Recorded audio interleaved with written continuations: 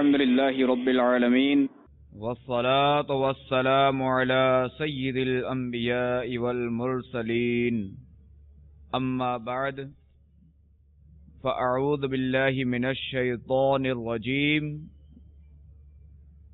بسم الله الرحمن الرحيم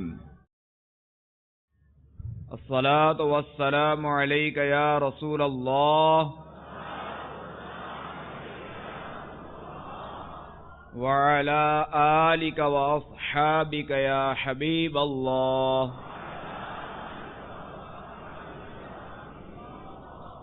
الصلاة والسلام عليك يا نبي الله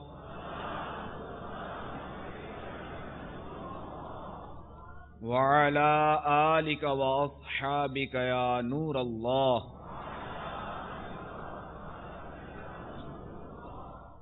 نبی رحمت شفیع امت صلی اللہ تعالی علیہ وآلہ وسلم کا ارشاد رحمت بنیاد ہے.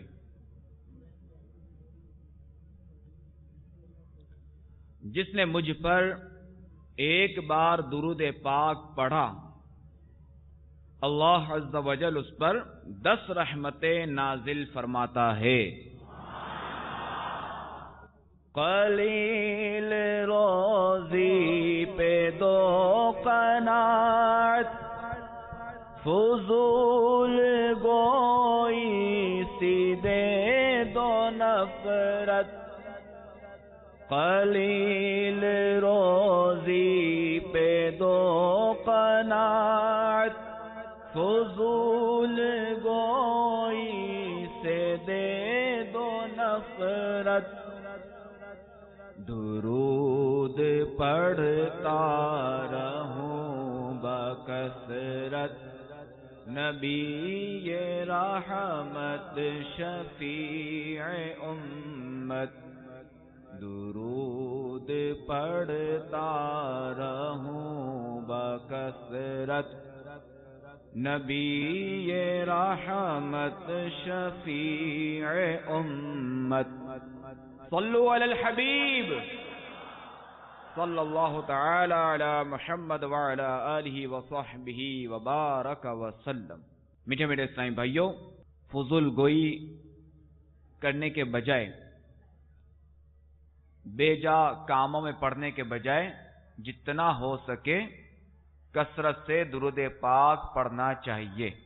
صلو علی الحبیب صلی اللہ تعالی علی محمد وعلی آلہ وصحبہ وبارک وسلم.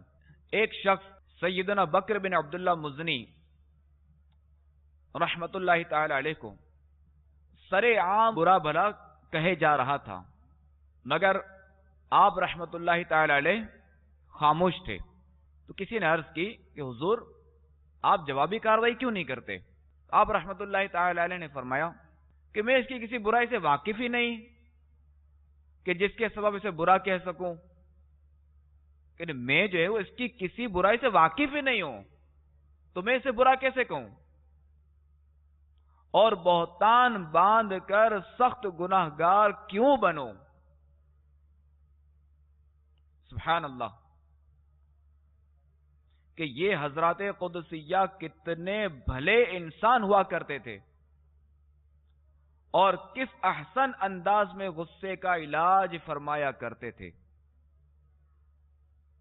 کہ انہیں اچھی طرح معلوم تھا کہ اپنے نفس کے واسطے غصہ کر کے مد مقابل پر چڑھائی کرنے میں کوئی بھلائی نہیں ہے. سن لو، نقصان ہی ہوتا ہے بالآخر ان کو نفس کے واسطے غصہ جو کیا کرتے ہیں. کہ واقعی نفس کی خاطر جو غصہ کرتے ہیں نا ان کو نقصان ہی ہوتا ہے، کوئی فائدہ نہیں پہنچتا. قرآن پاک میں ارشاد ہوتا ہے، پارہ 4 سورہ آل عمران کی آیت نمبر 134، وَالْكَاظِمِينَ الْغَيْظَ وَالْعَافِينَ عَنِ النَّاسِ واللہ یحب المحسنین. ترجمہ کنز ایمان، اور غصہ پینے والے اور لوگوں سے درگزر کرنے والے اور نیک لوگ اللہ کے محبوب ہیں۔ تفسیر نور العرفان میں ہے کہ حضرت فضیل بن عیاض رحمت اللہ تعالی علیہ فرماتے ہیں کہ احسان کے عوض احسان کرنا بدلہ ہے۔ کہ احسان کے عوض یعنی جسے کسی نے ہم پر احسان کیا تو ہم نے بھی احسان کر دیا، تو یہ اس کا بدلہ ہو گیا، یعنی تبادلہ ہو گیا کہ زید نے بکر پر احسان کیا، اب بکر نے بھی جو ہے وہ احسان کیا زید پر، تو یہ بدلہ ہے۔ اور برائی کے عوض برائی کرنا مجازات اور سزا ہے، یعنی برائی کے عوض برائی کرنا، جیسے زید نے بکر کی برائی کی تو اب بکر نے اگر زید کی اگر برائی کی یعنی وہی جواب دیا تو اب جو ہے نا یہ سزا ہے یا جزا۔ برائی کے عوض بھلائی کرنا کرم اور جود ہے، یعنی اگر کوئی برائی کرے اور اس کے عوض اگر بھلائی کی جائے تو یہ کرم ہے، جود ہے۔ اور بھلائی کے عوض برائی کرنا خباثت ہے، یعنی اگر کوئی بھلائی کرے، زید نے بکر کے ساتھ اگر بھلائی کی اور بکر نے اگر اس کے عوض اگر برائی کی تو یہ خباثت ہے۔ تو اس آیت کریمہ میں کرم و جود کا ذکر ہے، انہیں محسن فرمایا گیا ہے۔ تو کاش ہم برائی کا بدلہ برائی سے نہ دیں بلکہ برائی کے بدلے میں بھلائی کرنے والے بنیں۔ اور کیونکہ یہ تو بہت آسان ہے کہ برائی کا بدلہ جو ہے وہ برائی سے دیا جائے، یہ کرنا تو بہت آسان ہے۔ اور مرد تو وہ ہے، یقیناً مرد تو وہ ہے کہ جو برائی کا بدلہ بھلائی سے دے، کہ طاقتور وہ ہے جو برائی کا بدلہ بھلائی سے دے، عقل مند وہ ہے کہ جو برائی کا بدلہ بھلائی سے دے، کامیاب وہ ہے جو برائی کا بدلہ بھلائی سے دے، عفو درگزر کرنے والا وہ شخص کہلائے گا کہ جو برائی کا بدلہ بھلائی سے دیتا ہو۔ ہمیشہ ہاتھ بھلائی کے واسطے اٹھیں، ہمیشہ ہاتھ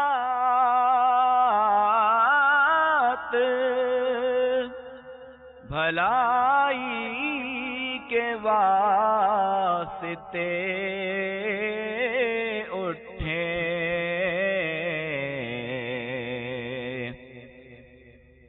ہمیشہ ہاتھ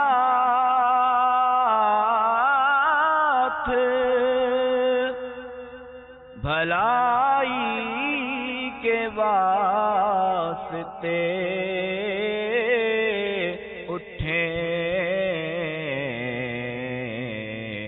بچانا ظلم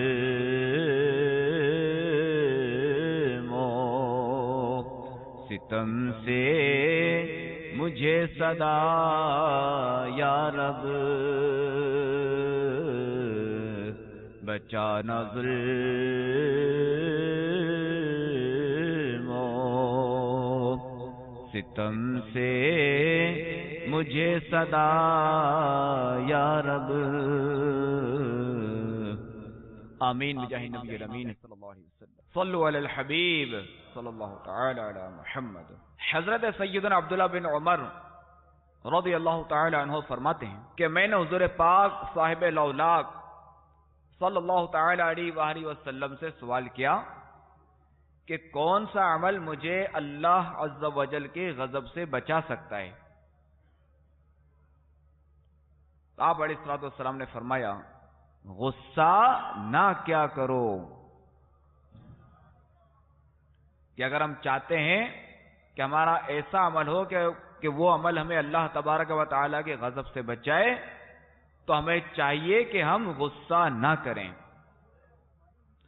مجھے بخش دے بے سبب یا الہی، مجھے بخش دے بے سبب یا الہی، نہ کرنا کبھی بھی غضب یا الہی، نہ کرنا کبھی بھی غضب یا الہی۔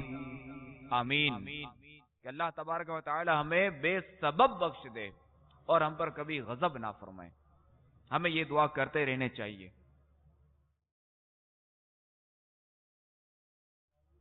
آئیے آپ کی بارگاہ میں جنت حاصل کرنے کا طریقہ عرض کروں۔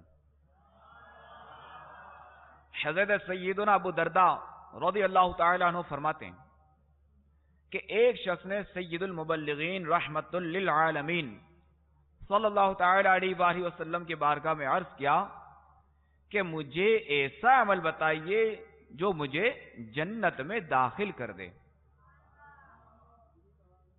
آپ علیہ الصلوۃ والسلام نے فرمایا یہ غصہ مت کیا کرو، تمہیں جنت حاصل ہو جائے گی۔ تو معلوم ہوا کہ اگر جنت حاصل کرنی ہے تو غصہ نہیں کرنا۔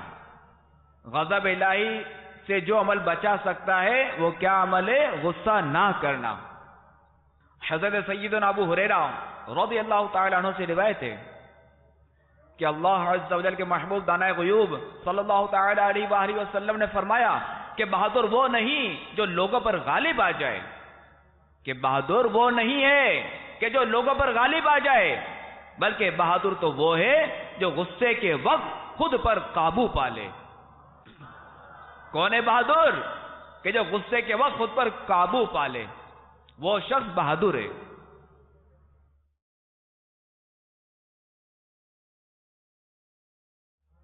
غصے کی تعریف کیا ہے؟ آئیے آپ کے بارگاہ میں عرض کرتا ہوں۔ مفسر شہیر حکیم الامت حضرت مفتی احمد یار خان علیہ رحمت الحنان فرماتے ہیں غضب یعنی غصہ نفس کے اس جوش کا نام ہے جو دوسرے سے بدلہ لینے یا اسے دفع یعنی دور کرنے پر ابھارے، تو اسے جو وہ غصہ کہتے ہیں۔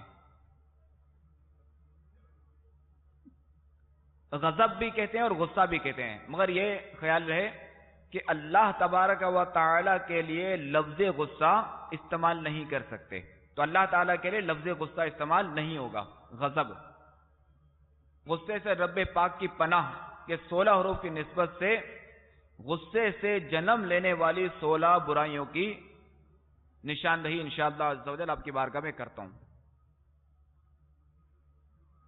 ویسے تو غصے کے سبب جو ہے وہ بہت ساری برائیاں جنم لیتی ہیں جو آخرت کے لیے تباہ کن ہیں، مثلا حسد، غیبت، چغلی، کینہ، قطع تعلق، جھوٹ، آبرو ریزی، دوسرے کو حقیر جاننا، گالی گلوچ، تکبر، بے جا مار دھاڑ، تمسخر یعنی مذاق اڑانا، قطع رحمی، بے مربتی، شماتت یعنی کسی کے نقصان پر راضی ہونا۔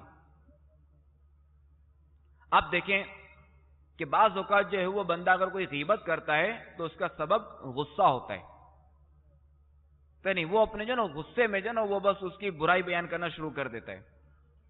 اسی طرح چغلی بھی جو ہے وہ غصے میں بندہ کر ڈالتا ہے، یعنی غصے کی وجہ سے غیبت میں بھی پڑا، چغلی میں بھی پڑا، اور کینہ چھپی ہوئی دشمنی، کہ اس کا بھی سبب جو ہے غصہ ہے۔ قطع تعلق کہ بعض اوقات جب وہ بندہ اتنا غصے میں آ جاتا ہے کہ وہ تعلق تک توڑ دیتا ہے، قطع تعلق ہی کر دیتا ہے۔ جھوٹ کہ بعض اوقات جب وہ بندہ غصے میں جھوٹ بھی بولتا ہے سامنے والے کو بے عزت کرنے کے لیے، سامنے والے کو دبانے کے لیے۔ آبرو ریزی بھی کرتا ہے غصے میں، کیونکہ غصے میں نا شیطان اسے گیند کی طرح کھیلتا ہے، تو آبرو ریزی بھی کرتا ہے۔ اچھا یہ کہ سامنے والوں کو حقیر بھی جانتا ہے غصے میں، یہ بھی ایک غصے کا نقصان۔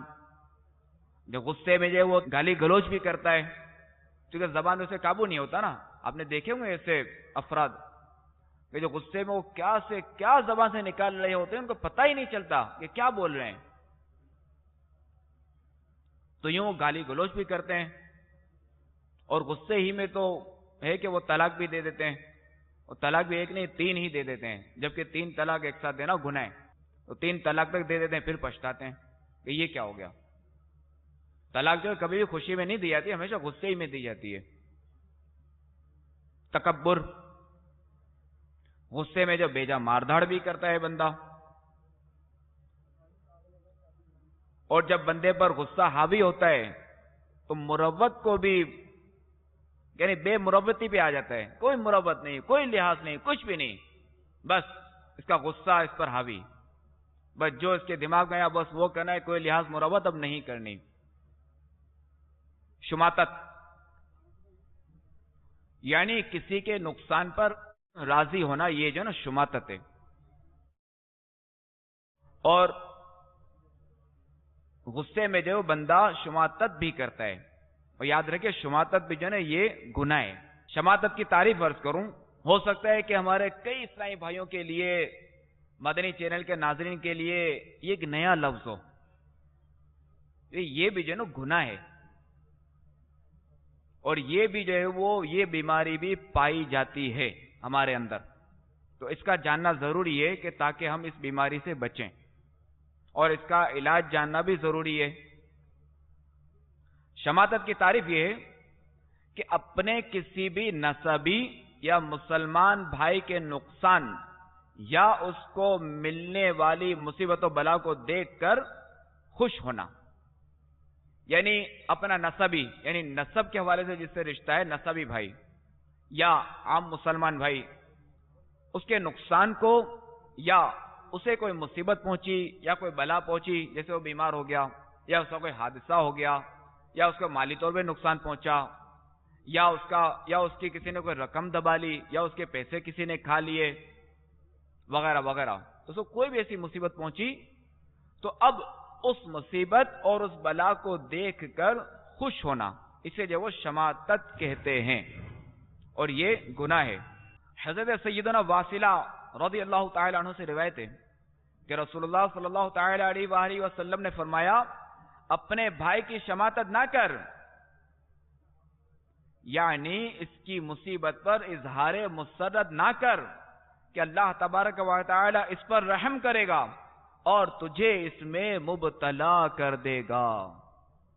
تو دیکھا شماتت کتنی بری چیز ہے کہ ہمارے آقا علیہ الصلوۃ والسلام نے کیا فرمایا کہ اللہ تعالیٰ اس پر رحم فرمائے گا اور تجھے اس میں مبتلا کر دے گا۔ اللہ تعالیٰ میں محفوظ رکھے۔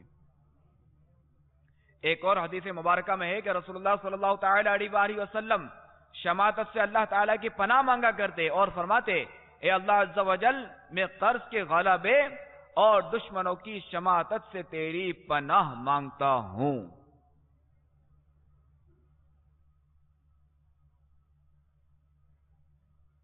شماتت یعنی کسی مسلمان بھائی کی مصیبت اور خوش ہونا نہایت ہی مذموم اور ہلاکت میں ڈالنے والا امر ہے، خاص طور پر اس صورت میں کہ جب وہ اس مصیبت کو اپنی کرامت یا دعا کا نتیجہ سمجھے، کیونکہ ہمارے ایسے بھی تو پائے جاتے ہیں نا کہ اگر کوئی جھگڑا ہوا، اب جیسے زید و بکر کی لڑائی ہوئی، جھگڑا ہوا، اب اگر اس نے کوئی بد دعا دے دی اور اتفاق سے وہ بیمار ہو گیا یا اس کو کوئی نقصان پہنچا، اب یہ زید صاحب سمجھ رہے ہیں کہ دیکھا میں نے کیسی بد دعا دی، لگی نا اس کو بد دعا۔ اگر وہ کچھ بظاہر اگر وہ متقی اور پرہیزگار اگر ہے بظاہر، اگر وہ کرامت سمجھتا ہے دور ہلاکت، تو یہ جو ہے اس مصیبت کو اپنی کرامت یا دعا کا نتیجہ سمجھے، یہ خاص طور پر برا ہے۔ آئیے آپ کی بارگاہ میں حضرت سری سقاطی رحمت اللہ تعالی علیہ کا معاملہ عرض کروں، ان کا کردار عرض کروں۔ آپ رحمت اللہ تعالی علیہ کی بازار میں ایک دکان تھی، ایک دفعہ اس بازار میں آگ لگ گئی، پورا بازار جل گیا، لیکن آپ رحمت اللہ تعالی علیہ کی دکان بچ گئی۔ جب آپ کو اس بات کی خبر دی گئی تو بے ساختہ آپ کے منہ سے نکلا الحمدللہ، یعنی دکان بچنے پر، نہ کہ دیگر کی جلنے پر۔ مگر یہ دیکھیں آپ کا خوف خدا، آپ رحمت اللہ تعالی علیہ کا خوف خدا کہ فوراً اپنے نفس کو ملامت کرتے ہوئے ارشاد فرمایا فقط اپنا مال بچ جانے پر میں نے کیسے الحمدللہ کہہ دیا؟ چنانچہ آپ نے تجارت کو خیر آباد کہہ دیا، اور الحمدللہ کہنے پر توبہ و معافی کی خاطر عمر بھر کے لیے دکان چھوڑ دی۔ تو میٹھے اسلامی بھائیوں، مدنی چینل کے ناظرین، دیکھا آپ نے کہ ہمارے بزرگان دین رحمہم اللہ المبین کیسی مدنی سوچ رکھتے تھے کہ اپنے فائدے پر اللہ عز و جل کا شکر ادا کرنے پر اس لیے ندامت اختیار کی کہ اگرچہ کہ میرا فائدہ ہوا لیکن اس کے ساتھ دیگر مسلمانوں کا نقصان بھی ہوا ہے، تو میرا شکر ادا کرنا کہیں شماتت نہ بن جائے۔ حالانکہ یہ شماتت نہیں ہے کہ سری سقطی رحمت اللہ تعالی علیہ نے جو الحمدللہ کہا، یہ شماتت ہرگز نہیں ہے، مگر یہ ان کا خوف خدا تھا، ان کا خوف تھا کہ کہیں ان کا یہ الحمدللہ کہنا یعنی اپنے مسلمان بھائیوں کے نقصان پر خوشی کا اظہار تو انہوں نے نہیں کیا، مگر ان کو یہ ڈر تھا کہ کہیں ایسا نہ ہو کہ اس میں جو ہے وہ ان کے نقصان کی خوشی پائی جائے۔ تو اس خدشے پر صرف اپنے نفس کو ملامت کیا نہ کہ بلکہ زندگی بھر کے لیے تجارت اور دکان بھی چھوڑ دی۔ اللہ تبارک و تعالی ان کا صدقہ ہمیں عطا فرمائے۔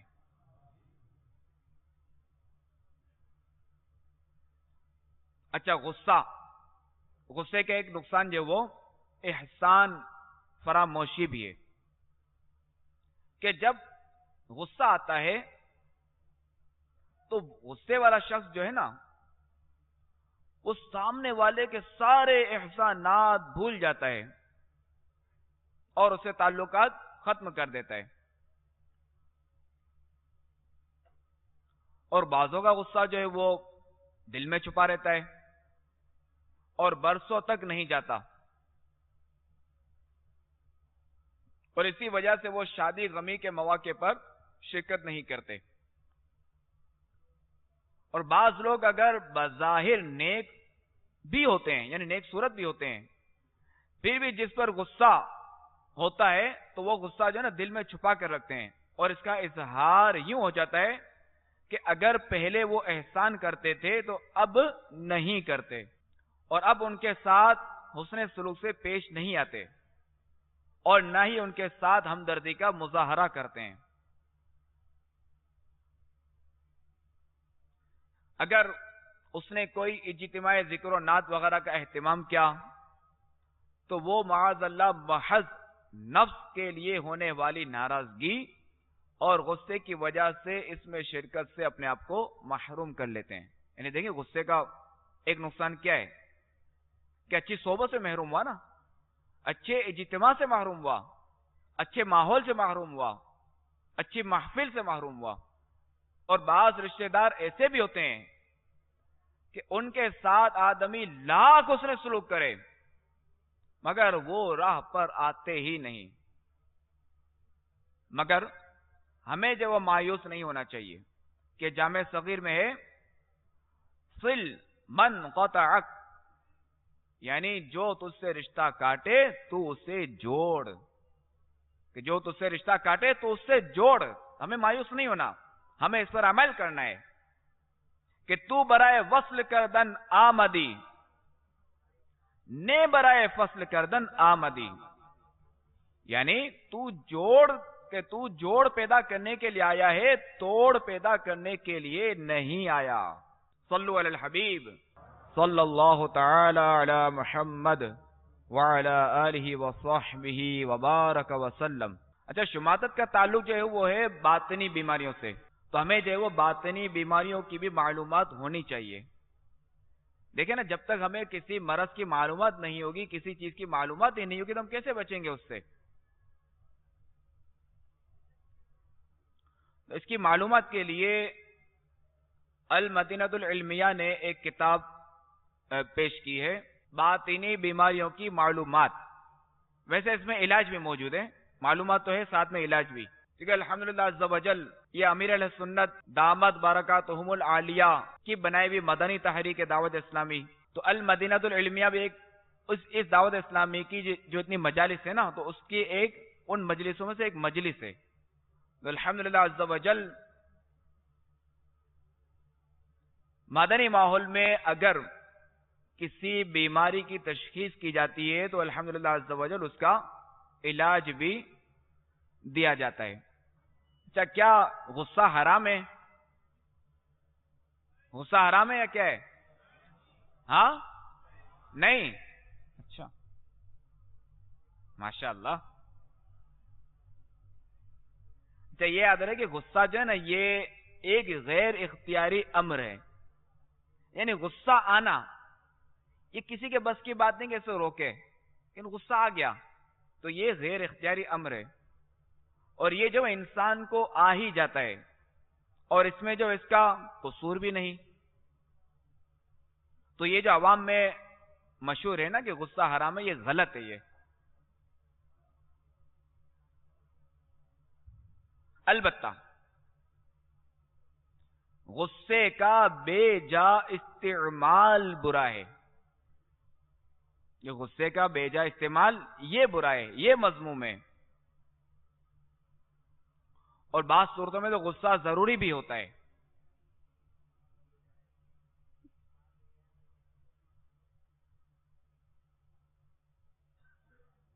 بہرحال غصے کا ازالہ ضروری ہے، یعنی اس کا نہ آنا تو ممکن نہیں. اب جب ممکن نہیں تو ہم جو نا اس کا ازالہ کریں، اور اس کا ازالہ جو نا وہ امالہ ہونا چاہیے. یعنی امالہ وہ کہتے ہیں کہ کسی بھی شے کا رخ دوسری طرف پھیر دینا. تو اب یعنی غصہ آیا تو ہم اس کا رخ جو نا دوسری طرف پھیر دیں. مثلا کوئی دعوت اسلامی کے مدری ماحول سے وابستہ ہونے سے قبل بری صحبت میں تھا. غصے کی حالت یہ تھی کہ اگر کسی نے ہاں کا نہ کہہ دیا تو بھائی جناب جو نا آپے سے باہر ہی ہو گیا اور گالیوں کی بوچھاڑ کر دی. کسی نے بدتمیزی کی تو اٹھا کے تھپڑ مار دیا. مطلب کوئی بھی کام اگر خلاف مزاج ہوا تو غصہ آیا تو صبر کرنے کے بجائے جو اس غصے کو اگلے نے نافذ کر دیا. اور جب اسے خوش قسمتی سے دعوت اسلامی کا مدنی ماحول میسر آ گیا اور دعوت اسلامی کے سنتوں کی تربیت کے مدنی قافلوں میں سفر کی برکتیں ظاہر ہونے لگیں اور غصے کا امالہ ہو گیا، یعنی رخ بدل گیا. یعنی اب بھی غصہ تو باقی ہے، یہ غصہ تو اب بھی باقی ہے. غصہ نہ آنا یہ انسان کے اختیار میں نہیں کہ غصہ تو اب بھی باقی ہے، مگر اس نے رخ یوں تبدیل کیا کہ ایسے اللہ کہ رخ اس کا یوں تبدیل ہوا کہ ایسے اللہ عز و جل اور رسول صلی اللہ تعالی علیہ وآلہ وسلم اور صحابہ کرام علیہم الرضوان کے دشمنوں سے بغض ہو گیا. یعنی غصے کا رخ تبدیل ہو گیا. مگر خود اس کی اپنی ذات کو کوئی کتنا ہی برا بلا کہے، کتنا ہی غصہ دلائے، مگر وہ صبر کرتا ہے. یعنی اب اس کا جو بھی غصہ آیا وہ اللہ کے لیے آیا.